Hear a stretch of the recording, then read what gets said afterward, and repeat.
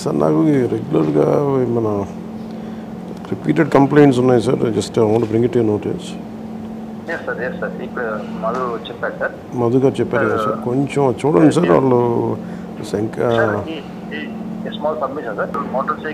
One motorcycle was immediately fitted with the regular silencer, and the council also already counseled.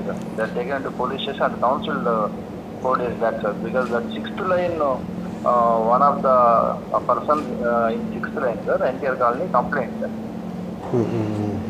Already we have taken these 2 guys to the police station and physically counseled and already given warning, and ఒక motor చెన్నైకి వెళ్ళింది అంటే ఇంకో motor cycle దొరికి దానికి ఇమ్మీడియట్గా ఈ silencer కూడా చేశారు సార్. రెండోసారి ఇప్పుడు మళ్ళీ పంపిస్తున్నారు సార్. యాక్చువల్లీ నాకు రెగ్యులర్ కంప్లైంట్స్ అంటే రౌడిజం ఎక్కువ అయిపోయిందని కొంచెం మీరు అది కొంచెం సీరియస్గా తీసుకోవాలి సార్. Please contact. ఒకసారి అందరికీ జనరల్ కౌన్సిలింగ్ ఇచ్చేయండి సార్. ఫర్ సిటిజన్ కొంచెం ముందుకు రమ్మని చెప్పండి sir. Otherwise thank you.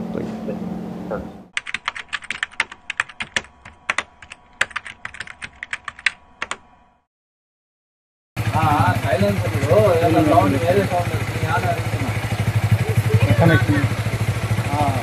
Silencer problem ఏం లేదు. ఓకే ఏమన్నా ఇక్కడ మీకు దీనివల్ల ఏమన్నా ఇంకా ఉంటుంటే ముందుకు రండి. ఇలా మీరు ర్యాష్ డ్రైవింగ్ చేయడం ఇది చేస్తూ ఉన్నారా? ఏదన్నా టీచ్ చేసినట్టు ఇక్కడ ఈ వీధిలో కానీ ఏదన్నా మీరు ర్యాష్గా బట్టి స్పీడ్గా వెళ్ళినట్టున్నా, లేదు ఎవరికన్నా ఏదన్నా అసభ్యంగా మాట్లాడినట్టు కానీ, ఏదన్నా ఎవరన్నా అసభ్యంగా కామెంట్ చేసినట్టు కానీ ఉందంటే మాత్రం మీ మీద సీరియస్గా యాక్షన్ తీసుకుంటాం. అలాంటి ఏదన్నా ఉంటే మీరు అందరూ మాకు చెప్పండి.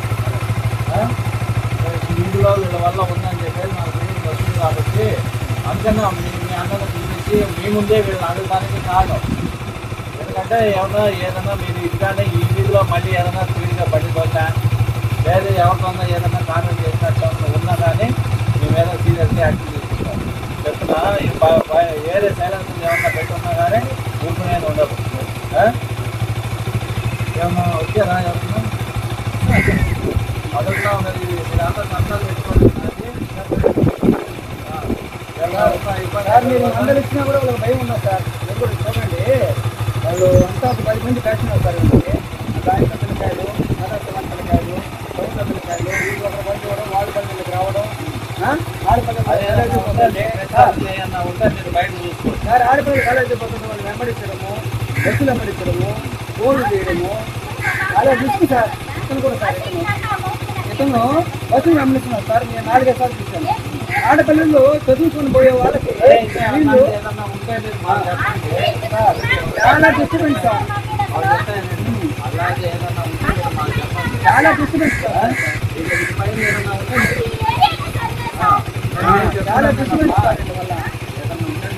వీళ్ళు ధీమా సార్, చిన్న ధీమాగా సార్ కూడా పంపిస్తా ఉన్నాము.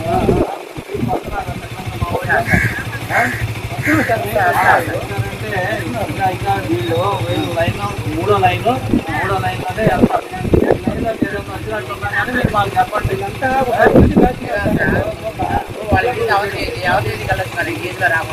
అందుకే చెప్తా ఉన్నాను నేను. అదే చెప్తున్నాను. చిన్న బిడ్డలు బైక్లో పోతుంటే మీ వీధిలోనే వెళ్ళండి, మీ వీధిలోనే రండి. వీధిలో మీకు ఎంత బంధువులు ఏమన్నా ఉన్నారనుకుంటే అప్పుడు మీరు సైడ్ నుంచి రండి. ఇబ్బంది ఏం లేదు. మీరు ఇంకోసారి ఏదన్నా మీకు ఇక్కడ పొరపాటు వచ్చిందని అంటే ఊరుకోండి.